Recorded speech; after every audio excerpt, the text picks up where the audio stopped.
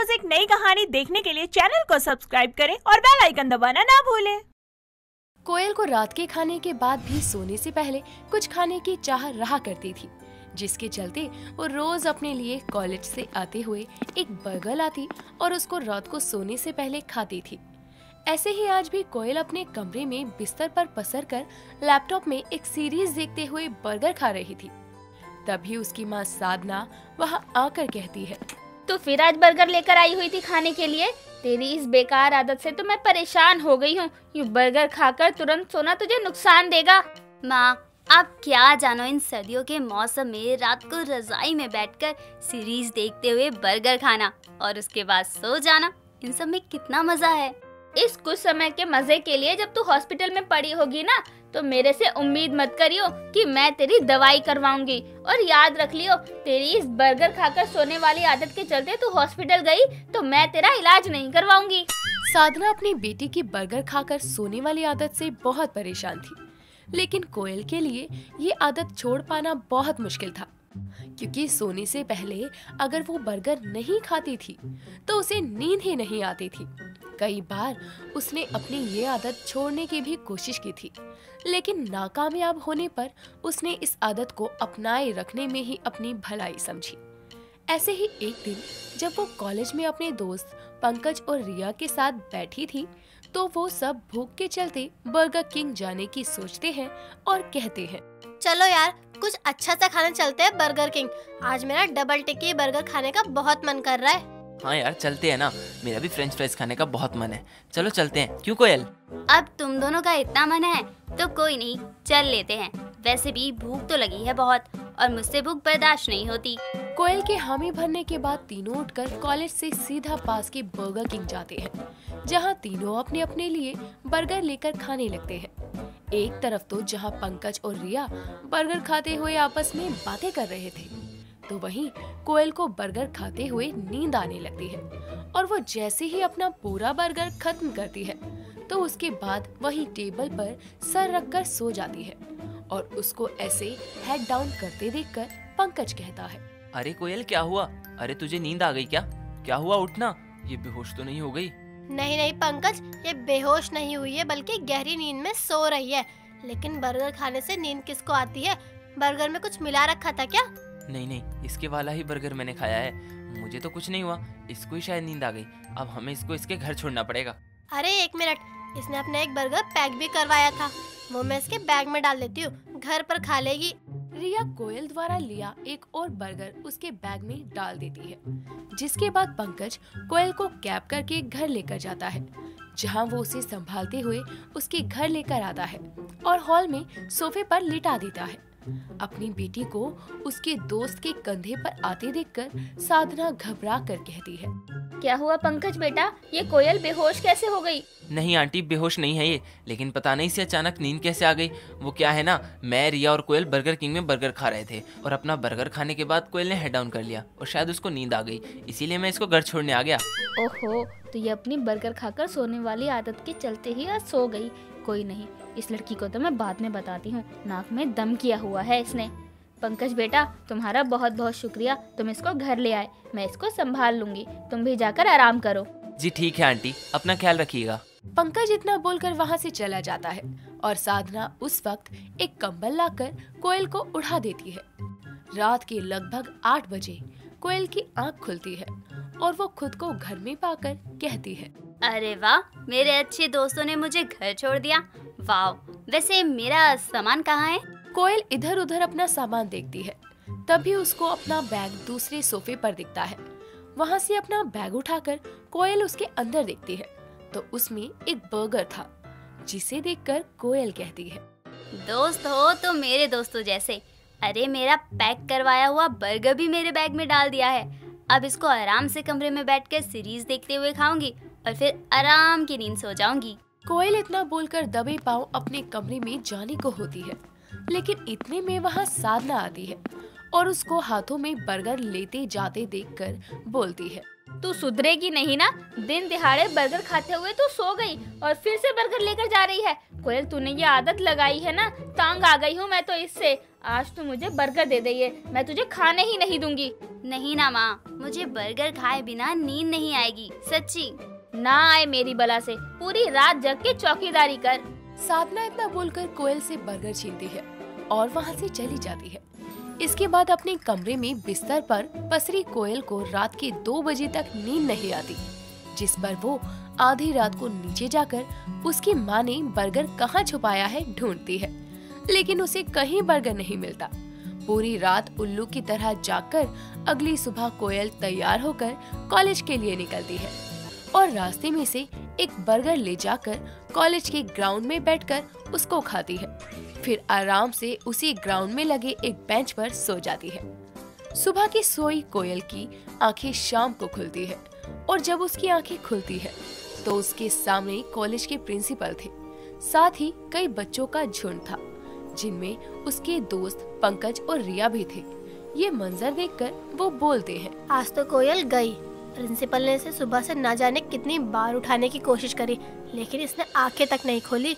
अब तो principal aunty को बुलाएगा। कोयल उठकर प्रिंसिपल के पीछे पीछे उसके कैबिन में जाती है, जहाँ पहुंचकर प्रिंसिपल कोयल से कहता है, कोयल ये क्या हरकत है? तुम सुबह से शाम तक कॉलेज ग्राउंड में सोने आती हो। अरे तुम्हें उठाने के लिए ना जाने सबने कितनी आवाजें लगाई, लेकिन तुमने आंखें नहीं खोली और शाम को आराम से अंगड़ाई लेती हुई उठ रही हो। अरे मैं पूछता हूँ, कॉलेज पढ़ने आती हो या सोने?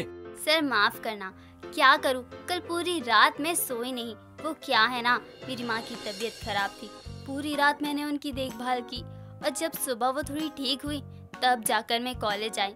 लेकिन सुबह कब बेंच पर बैठे बैठे मेरी आंख लग गई, मुझे पता ही नहीं चला। अच्छा ऐसी बात है, कोई नहीं। लेकिन देखो, ऐसे कॉलेज में सबके सामने सोना और पूरा दिन सोना अच्छी बात नहीं है। अगली बार से ये हरकत ना हो, क्योंकि एक बच्चे की देखा देखी से ही सब रूल तोड़ते हैं। अभी तो मैं तुमको कोई सजा नहीं दे रहा, लेकिन बाहर कोई पूछे तो बोलना तुमको बहुत डांट पड़ी है। ठीक है सर। कोयल झूठ बोलकर बच जाती है और कोयल रूम से खुशी खुशी ये सोचकर निकलती है कि उसके झूठ के बारे में उसकी माँ को कहाँ ही पता चलेगा। लेकिन कोयल के कैबिन से जाते ही प्रिंसिपल उसकी माँ साधना को सब कुछ बता देते हैं। कोयल बड़ी खुशी से अपनी नींद पूरी करके और एक बर्गर पैक करवा कर घर आती है, लेकिन घर आकर वो देखती है कि उसकी माँ हॉल में बैठी है और उसके सामने बहुत सारे बर्गर पड़े हैं। ये देखकर कोयल कहती है, अरे वाह माँ, आज कोई पार्टी है क्या? आपने इतने सारे बर्गर मंगवाए हैं, मजा आ जाएगा आज तो। पार्टी नहीं, बल्कि तूने जो आज झूठ बोला है ना कॉलेज में कि तेरी माँ के बीमार होने का, उसको सच करना है। इसलिए मैं ये सारे बर्गर लेकर आई हूँ ताकि इन्हें खाकर अपनी तबीयत खराब करूँ, ताकि तेरी बात सच हो।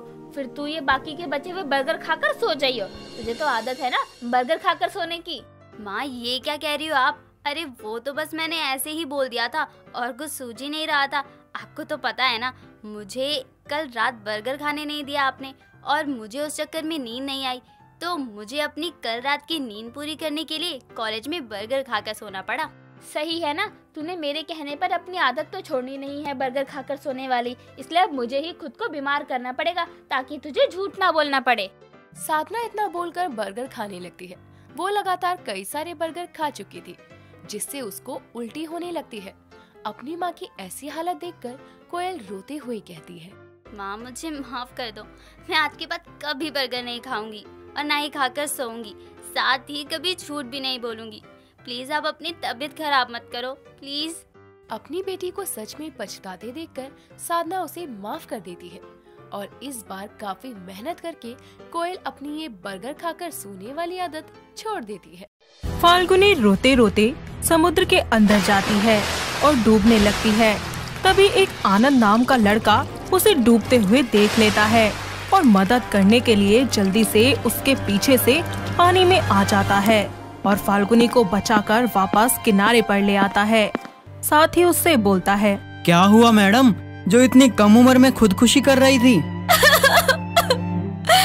जब जिंदगी जीने का कोई मकसद ही नहीं रहा तो उस इंसान के जीने का क्या मतलब है? पर ऐसा क्या हुआ है तुम्हारे साथ जो तुम खुदकुशी करना चाहती हो?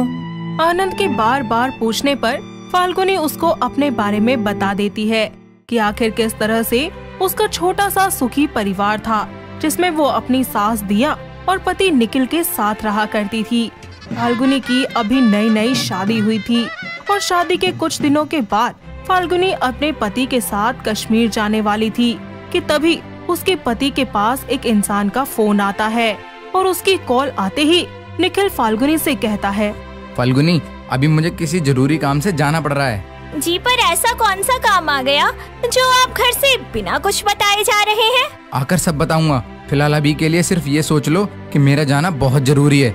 तुम्हें कोई शिकायत तो नहीं है ना मुझसे? जी नहीं, आप आराम से जाइए और जल्दी आना, मैं आपका इंतजार करूंगी। तुम चिंता मत करो, मैं जल्दी आ जाऊंगा। फाल्गुनी बिना किसी शिकायत के अपने पति को जाने देती है और इसी तरह वक्त बीतता जाता है, पर निखिल का कोई अता पता नहीं चलता। न ही उसका कोई फोन आता है और न ही कोई मैसेज, जिसकी वजह से कुछ लोगों का कहना होता है कि निखिल कहीं मर तो नहीं गया, तो वहीं कुछ लोगों का मानना था कि उसने फाल्गुनी को छोड़ दिया है। धीरे धीरे उसकी सास ने भी अपने बेटे के आने की आस छोड़ दी थी। साथ ही अपने आसपास के लोगों के ताने सुनकर और अपने बेटे के जाने के गम में दिया अब फाल्गुनी से नफरत करने लगी थी। ऐसे ही एक दिन फाल्गुनी को अपनी तबीयत ठीक नहीं लगती, इसीलिए वो थोड़ा सा आराम करने की सोचती है। उसको ऐसे आराम करता हुआ देखकर दिया उसके हाथों में झाड़ू देते हुए बोलती है, अरे मनहूस कहीं की, जब से तू मेरे घर में आई है मेरे घर की सारी खुशियाँ ही चली गई है।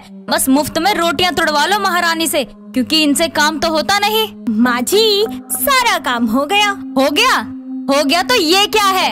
अरे अच्छे से साफ कर और काम खत्म करके मार्केट से जाके कुछ फल ले आ, मनहूस कहीं की। दिया फाल्गुनी को भला बुरा सुनाकर वहाँ से चली जाती है। वहीं फाल्गुनी एक बार फिर से घर का सारा काम खत्म करके मार्केट जाती है, जहाँ पर एक बदतमीज लड़का उसका हाथ पकड़ लेता है।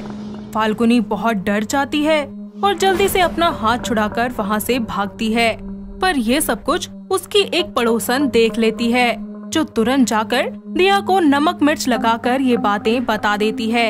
ये सब जानकर दिया फाल्गुनी से कहती है, अरे मनहूस कहीं की, घर में आते ही मेरे बेटे को खा गई, मेरे घर की सारी खुशियाँ निकल गई। अरे इतना सब करने के बाद भी तेरे कलेजे को ठंडक नहीं मिली, जो तो पूरे समाज में मेरे घर की इज्जत की धज्जियाँ उड़ाई जा रही है। पर माँ जी, मेरी गलती क्या है?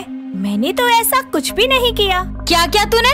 अरे मार्केट सब्जी लेने गई थी या अपनी जवानी दिखाने गई थी? बेशरम कहीं की, बेहया। अगर थोड़ी भी शर्म लिहाज है ना तो कहीं जाके मर जा। पर माँ जी, गलत तो वो लड़का था जो भरे बाजार में मेरा हाथ पकड़कर मुझे परेशान कर रहा था। अरे रहने दे, मुझे ना सब पता है कि तू कितनी चालबाज औरत है। अरे अपनी इस जवानी का फायदा उठाकर लोगों को अपने रूप के झांसे में फंसा लेती है। ये सब बोलकर दिया तो वहाँ से चली जाती है, पर फाल्गुनी रोते हुए घर से निकलकर एक समुद्र के पास खुदकुशी करने के लिए चली जाती है, जहाँ उसको डूबता हुआ देखकर आनंद उसकी जान बचा लेता है।